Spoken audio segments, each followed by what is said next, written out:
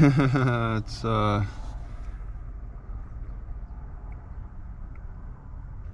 there's no video, huh? Is there audio? Waiting? I'm live, but not live. Okay. Just taking a look here. What if I flip this? Does that help in any way? Oh, I hear audio. Yeah, there is video. Let me take a look at this again. Video is upside down. It's because my camera's upside down.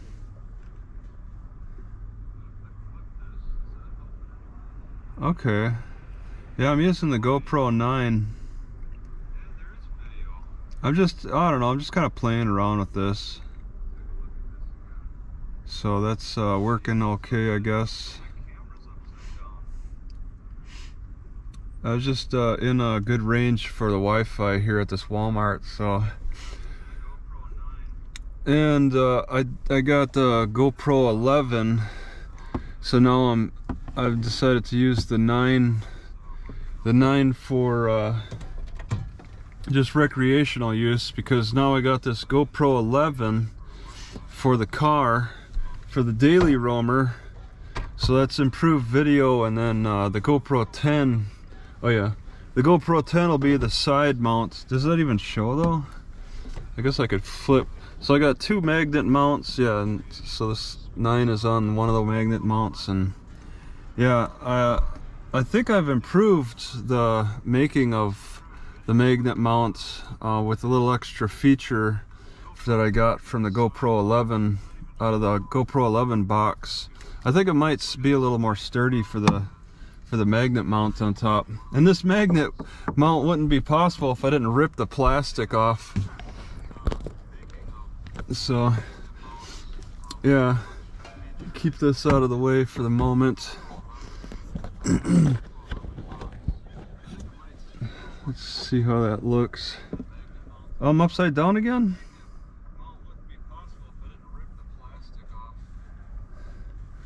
Why am I thought I was right side up. What happened now? It was right side up for a little bit. Alright, so when you go live, you need the camera. Alright, I don't want to lose internet. I put this phone below the steering wheel and I lose the connection. So I got to be careful with that. But I don't think there's any features.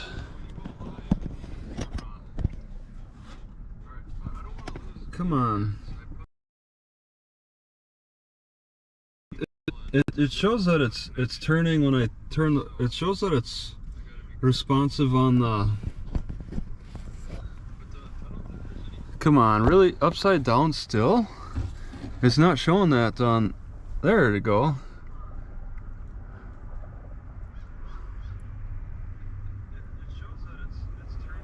Okay, I'm watching it now on the YouTube.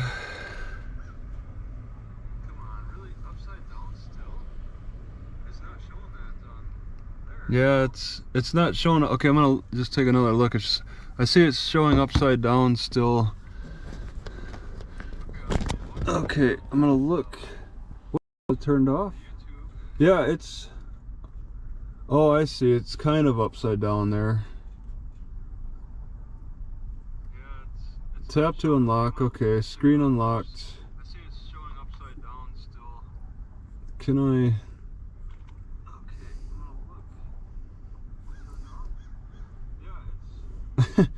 So I can't seem to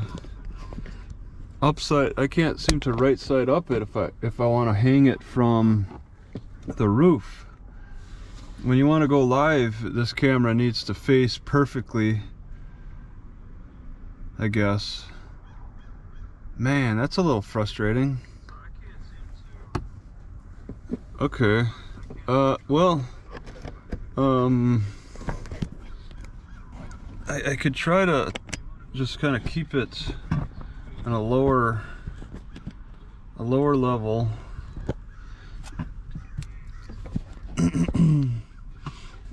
I think the last time I played with the GoPro live stream, I think I needed the GoPro to remain connected to the Wi-Fi.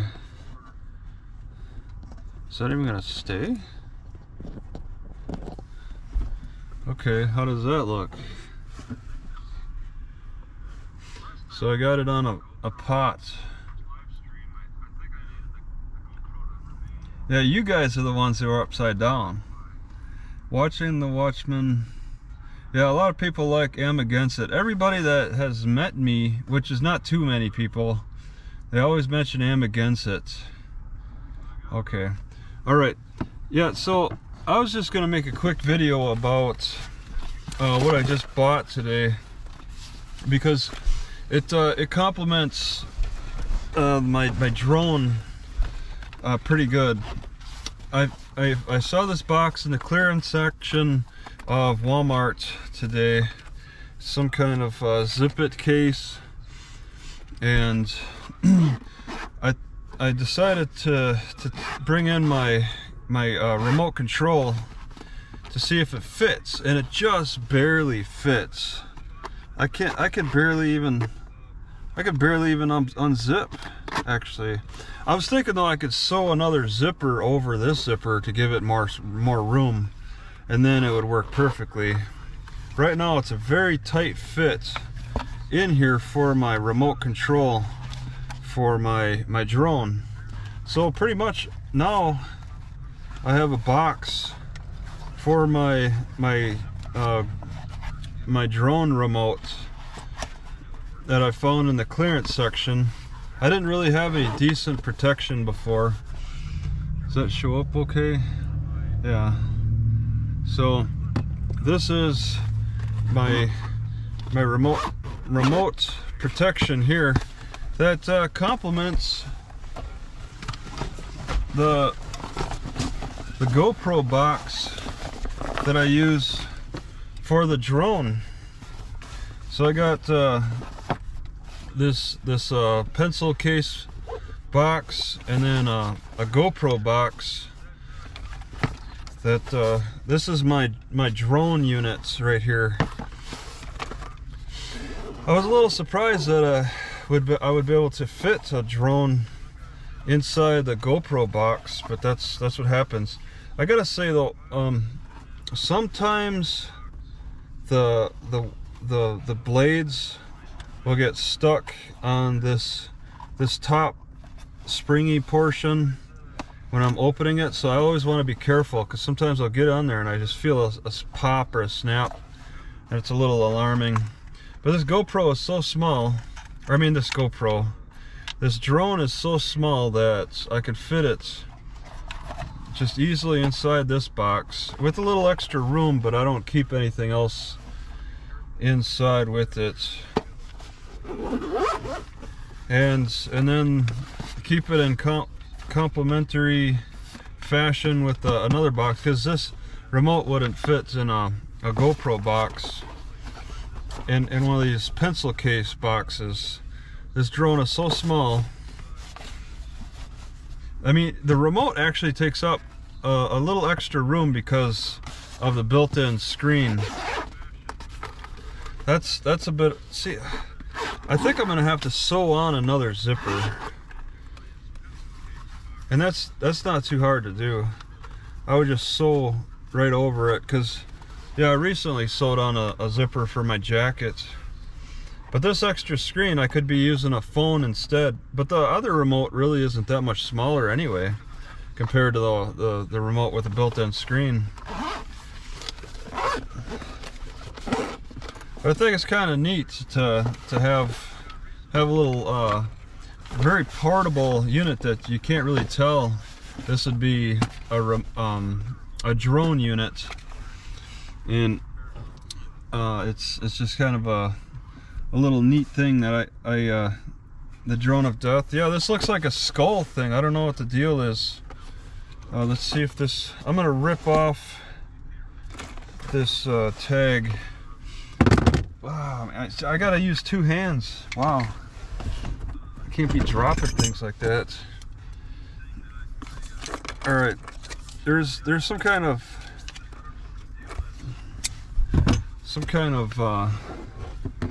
special going on. Maybe it's over because this is all on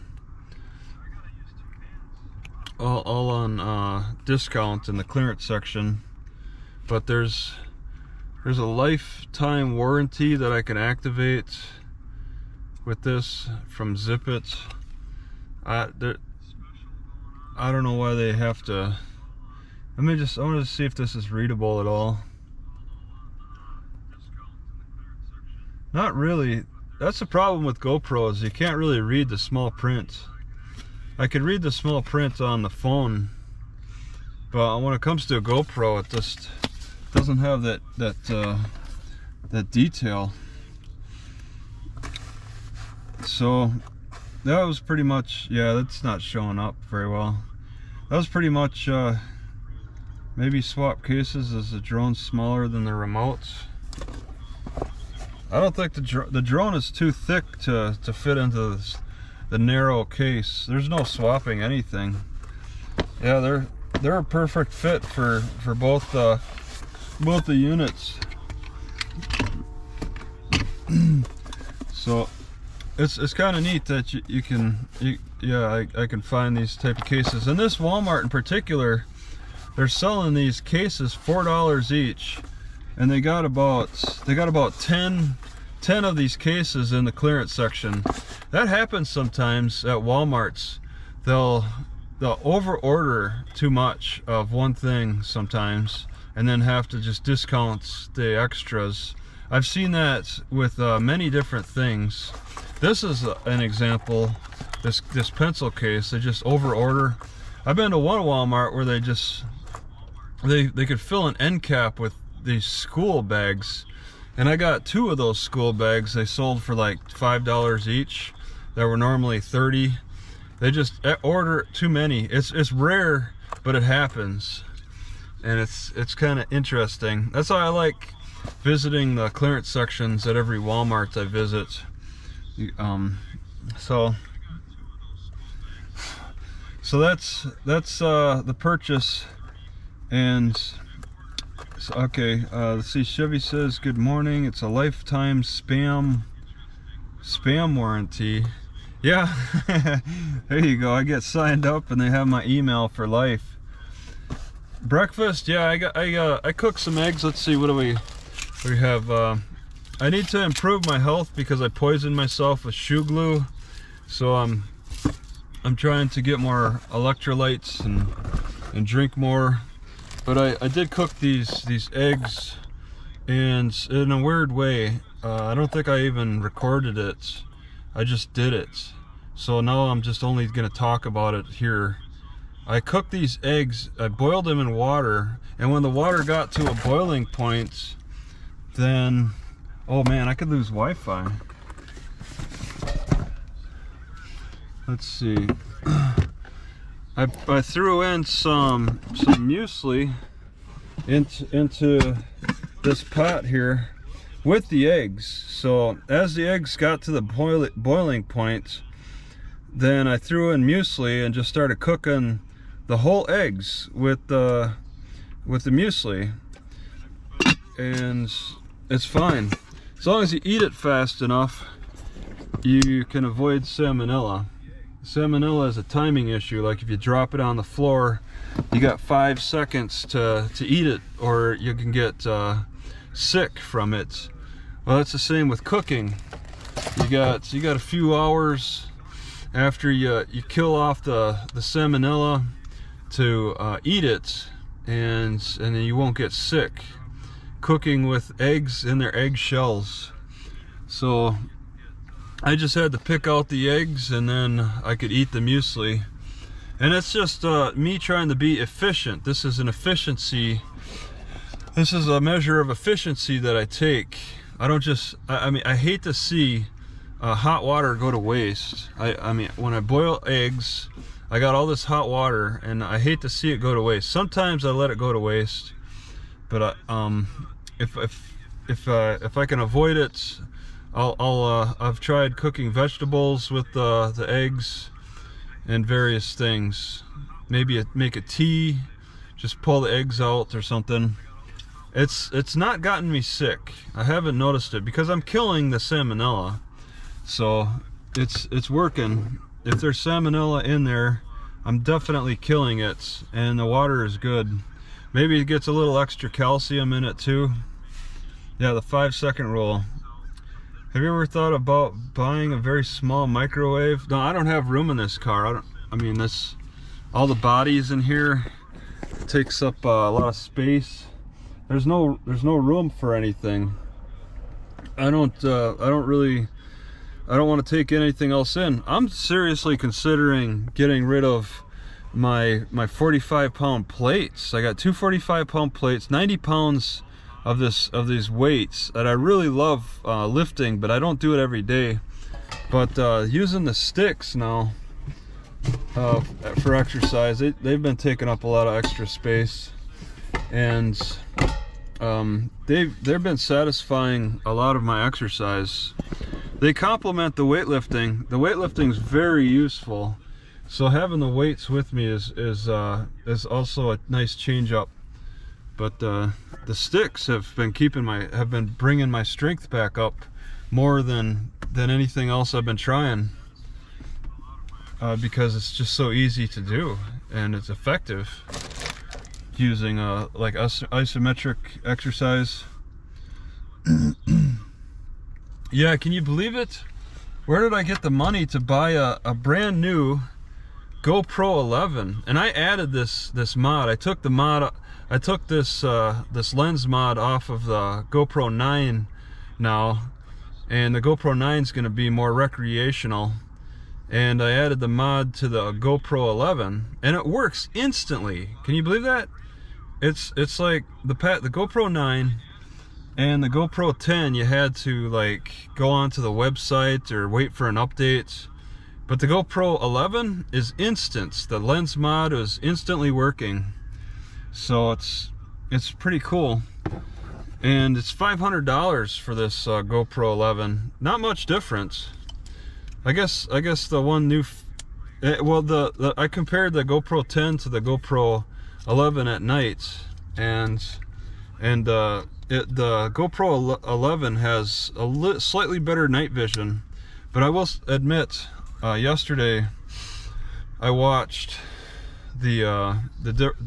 somebody compare the Apple 14 to the GoPro 11 for nighttime, and the Apple 14 looks a lot better at night than even the GoPro 11. So the GoPro still has room to improve for night vision. They're lacking still. They're only making small improvements on their night vision. I mean, I don't know how they'd go through it. But yeah, I figured I would get GoPro 11 eventually anyway. So as soon as I seen it in the Walmart, I was just like, I just jumped on it. And so now I'll be keeping this GoPro 9 on this little thing. So I'll be more prone to just turning on a GoPro in a stationary position more often for experimental shots. And then also I keep this this is more recreational, this Fusion. I keep it on a thing, and sometimes I'll just carry it with me and consider anything recreationally instead of just only recording on the phone. I just when I go in to try to figure out where to place these videos, I gotta do research. I gotta figure out where I want to put them in the timeline for the phone videos that I record mostly on this phone, and it's all in chronological order, but the GoPro is not in chronological order, so I actually have to go in and figure out where these GoPro videos should fit in the chronology. And I'll find the file before where the GoPro video would fit copy the name of that file, and then paste that name into the GoPro file name, and then just add an extra date. There's you know, you got the year, the month, the day, the time, and even the milliseconds. And so that last millisecond, if it's like 49, I'll change it for the GoPro to fit in there. I'll change it to 50, and then it'll fit in there. It'll be the same date, time, all that, just up to the last millisecond. And if it's like 43 for the timeline for that last video that I shot on this phone, then I'll change the GoPro file, you know, to everything, but it'll be, instead of 43, it'll be 44, and then it'll fall in the timeline all in one folder. And then when I want to put it into the video editor, it'll all come into line on the timeline. And that's the best I can do. It's guesswork with the GoPro. It takes a little extra time when I want to make a GoPro video to add into the timeline of the phone recordings. But you know, it can be fun sometimes, playing with the 360 or just doing something weird. So yeah, the funds really aren't there. They're not. I'm not making a whole lot of money, so I'm really taking I'm spending more money than I should on camera equipment. I mean, I got several GoPros now, but now it's kind of neat. I'm at a point where I have a camera for each mount that I got, pretty much. I can commit this GoPro 8 as a necklace for those situations. I can commit the GoPros that I want for cop interactions. I always have this GoPro Max ready. This GoPro Max is entirely committed to cop stops. Can you believe that? Who commits cameras just for only cop stops? It's just, and well, if anything weird happens, maybe if some weird person approached my car, maybe I'll pull it out for them. It's a camera for car approaches, not just cop stops, car approaches, because it's something I could quickly put on top of the car. That's why I got this magnet here. It's entirely designed just for quickly putting on top of the car. It was a response to being placed in handcuffs, or the threat of being placed in handcuffs in Mankato, Minnesota. There, you know, when the cops want to attack my camera, they want to threaten to put me in handcuffs. So all right, that's just gonna make a short video this morning, because I want to get moving. I want to find another park to hang out at today. But is Mr. Bob still in Rice Lake? Yeah, I saw that Mr. Bob still exists. That food co-op is gone though, unfortunately. That's too bad. So yeah, I'm just trying to recover from this shoe glue poisoning. I got the shoe outside the car now, but I threw the shoe in the back, and then I laid down, and it was only 8 hours into the curing process, so I was breathing in all this shoe glue. Even with the windows open, it wasn't good enough. I got some kind of cement or something in my diaphragm. It's really affected the whole body, but my breathing, it feels like something swole up. And this is about day 4 now, and I'm getting better. But I have to. It's water based, I guess. It attaches to water. It gets deep in the lungs. It doesn't just affect the throat. The warnings say that it affects the throat, but it more affects the deep part of the lungs. It goes really deep, for me at least. So I'm trying to recover from that. I'm in a good connection here. So yeah, Stay away from Louisiana. Yeah, I still have that. I still have, let's see, a bond, a $1,500 bond from Natchitoches, Louisiana, waiting on the Third Circuit Court of Appeals to make their decision. Yeah, water is really important, and electrolytes, or potassium is mentioned. So water and potassium.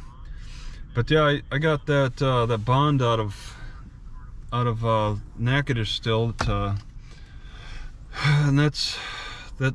I mean, I think they're waiting for me to get in more trouble. I got 13 more cop stops to go before my next arrest, on average, and I think the Third Circuit Court of Appeals is waiting on that. They're trying to wait for me to get in trouble again, because it's, as a traveler, I mean, trouble. I find I end up in locations that are not great, because I like to change up my locations on almost a daily basis. Although I will say it takes about 2 days for some places before the cops want to check me out. They'll see me the first day and they'll just pass by me, but then they see me the second day and they got to check me out. That seems like a real common issue, but a lot of times they'll just, as soon as they see me, they got to check me out too. That's so. Oh, you guys didn't know about my court update? Yeah, the paperwork was submitted on July 27th. My lawyer, Philip Adams, he submitted the appeal on the 27th of July. So as August 27th, September 27th. It's been 2 months now, over 2 months since the Third Circuit Court of Appeals got this paperwork. What are they doing? Did they even choose the judges yet? I mean, what's going on with their process? They could I mean, all judges have time limits. They give us time limits, but also in the rules, judges have time limits as well. And I'm told it could range quite a bit. There could be a range, but still, I mean, they can't wait. There's time limits. They can't wait 10 years. So there's a time limit. But it's just, that's in the court rules, and I haven't read them, and it hasn't been explained to me how much time they get either to make their response. So that's it. But yeah, I'm not allowed to get in trouble while out on bonds. So if I do get arrested while out on bonds, that could work against me on my bond, and then maybe play into the Third Circuit Court of Appeals decision making. But man, I think it'd look really bad on them to be playing that game on me, playing this game of chance instead of logic. This how they work things. It's weird. Okay, yeah, add potassium, electrolytes, water will flush out good stuff. Yeah, magnesium with this BB12 added to it. I suspect BB12, and then I decided to glue my shoe finally, but it wasn't enough to keep it outside the car for 8 hours and bring it in. I did smell the scent, but I didn't know it'd be so bad. When I was laying in the back of my car smelling that shoe, smelling the glue, the shoe goo, I felt like I was getting punched in the guts towards the end, and I thought it was from exercising. I was doing some squats, and I was like, when I bend over, I thought maybe I crushed things, but it was just getting worse and worse. And so I finally removed the shoe, but I didn't remove it fast enough. It only took an hour of breathing in this shoe glue, and now I'm on day 4 of kind of suffering. I don't feel 100%. I don't feel capable of doing a lot of exertion, because if I exert myself too much, I'll get dizzy, or my heart will struggle. My heart is off balance. This toluene in the shoe glue caused imbalance in my electrolytes. But yeah, there's speedy trial issues. I would want to compare the Third Circuit Court of Appeals to me transferring my case over to the district courts, and the district court has a time limit. If you were to compare the Louisiana courts to like a North Dakota court, I instantly, I mean, it quickly went over from, I left city courts and went into district courts, and it took district court 11 months to make a decision in Williston, North Dakota. And we're not even at 11 months yet, so really the Third Circuit Court of Appeals does have a lot of time.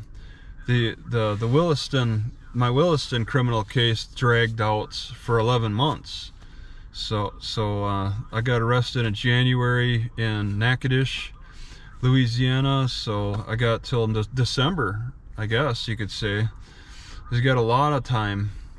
The courts normally are known to take too much time, but in a way I appealed my case in North Dakota to the district court. I said I want to get a jury trial and all of that, and have a new judge with who has more jurisdiction to decide on my case, and then it eventually got dropped. And the Third Circuit Court of Appeals kind of does that, but the only difference is I pay $20,000 to take it to the Third Circuit Court of Appeals, as opposed to in North Dakota I get the transfer from city court to district court for free. There's a big difference there, a $20,000 difference. So it's really sad how they're so money grabbing in Louisiana, and I wouldn't normally be able to do something like that in Louisiana if I didn't get outside help. And it all was done while I was in jail. I had no participation at all in the process, except for yes, do it. All I could do is say yes, please, yes, do it. Whatever was going on behind the scenes. But now, you know, the situation, it seems to have cooled, but I mean, it's at a lag. It's just in this plane right now, just waiting. It's still the same level of severity and concern, but it's just being drawn out. It's this low-grade stress that just continues to eat away at me. You know, it's because it's taken apart. It's a part of my life to have to wait on a decision from these judges on my life. It's something that I have to think about. So I have to reflect on and check up on. This is a bond that's, you know, still being held over my head. Very similar to what Williston, North Dakota was doing to me, keeping my case alive, making all their crazy arguments about how I shouldn't get a free lawyer, how my bond should be revoked, how I should have gotten a contempt of court. That also was threatened over video.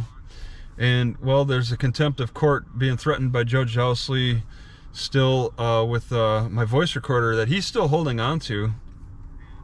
He's just kind of, they've stored my voice recorder long term in their custody somewhere, the city marshals or the judge. So they got some kind of a storage for these things. I'm not sure. Probably sitting next to some drugs, for all I know. Probably stacked on top of some drugs or guns. Maybe think about where my voice recorder could be right now. It's going to be next to some serious stuff, sitting in this evidence with other serious items like drugs or guns. And guns are pretty popular, and they like to shoot their guns off almost every night in Natchitoches. Let's see, is there a place that you would even think about stopping and staying? Yeah, I stop for a couple days in each city. So yeah, I stay for a day in some places. I like this. I like the park in Austin, Minnesota. I stayed 2 days. I don't want to go back. I want to go to another park, but I liked it. I mean, it's next to the swimming pool. There's an open bathroom. That bathroom won't be open a month from now, but they keep it open now, and it's relaxing. Not a lot of people go there. I'll say the Jehovah's Witnesses, actually, like the 2 people that handed out those pamphlets, they sat in front of the lake there for like maybe an hour or 2. I think there was 4 of them actually, 2 old ladies and 2 younger guys, and they separated and they sat, and nobody walked by them. I think this is their first time checking out the area. This Austin area is not that popular at this time of year, but I don't think in general anyway. I don't think they're getting a lot of tourist attraction, but the Jehovah's Witnesses decided to test it out, check it out, and they left after an hour. So it was an experiment for them. I'm sure the Jehovah's Witnesses make a note of where they've been and how active it's been, so that they can like prepare for the next time. And if they haven't been to a certain area in a long time, then just not return for a while and then check it out later, because they want to hang out in places that are somewhat active but not too active. But I never see them in ghettos.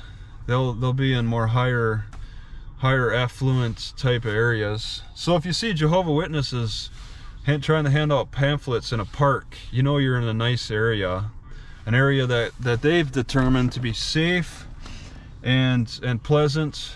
So I seen them in Austin yesterday. So that's a good sign. That's a good sign of the criminality of the area. So yeah, I don't want this video to drag out. I was just playing around with this, so I'm gonna stop